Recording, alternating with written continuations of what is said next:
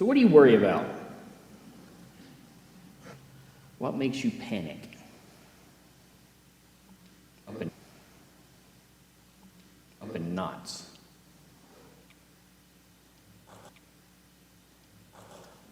Maybe we got to start there. Yeah, we struck a nerve, right? Yeah. You was probably worried about something on the way to church this morning. Worry,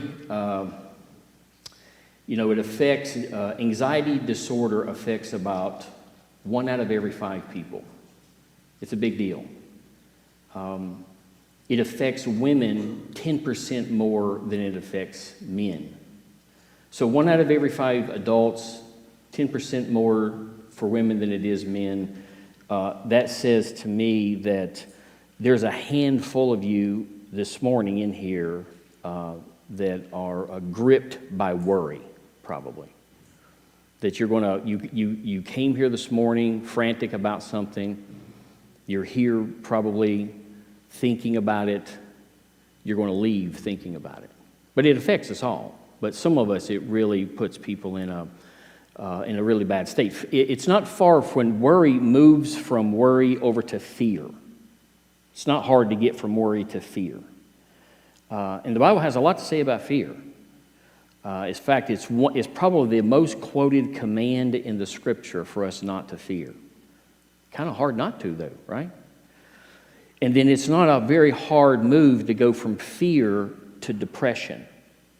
I, as a pastor of discipleship, I've been pastoring for many years, for 30 years. I'm from the South and pastored there, and I came on with Pastor Bruce a year ago, and my responsibility was to disciple people. And I'm just discipling dozens of people right now, some groups and a lot of individuals. And it wouldn't surprise you to know that there is a significant amount of people that are suffering from depression. That the fear has went past fear, went past worry, past anxiety. It has, went past fear, and it has now clocked itself into depression in a lot of people's lives. And spiritual depression is no joke. When a person falls into spiritual depression, it's hard to get out of. Oftentimes, when people make it that far, they have already turned to the medical field. They're already in anxiety disorder medications. They're already taking sleep meds. Often people turn to drinking, over-drinking. What I want to do for us this morning, because I know this affects all of us, and again, it affects a handful of us in this room probably at a pretty severe level. I want to give you just 3 little pieces to think about. I want to define worry for us in a biblical way, because the way the world defines worry and the way medicine defines worry is incorrect. And I'm not saying it's not helpful, but I'm saying there's a biblical way to define worry. And once you define it biblically, then you can treat it correctly. It's hard to treat something without definition.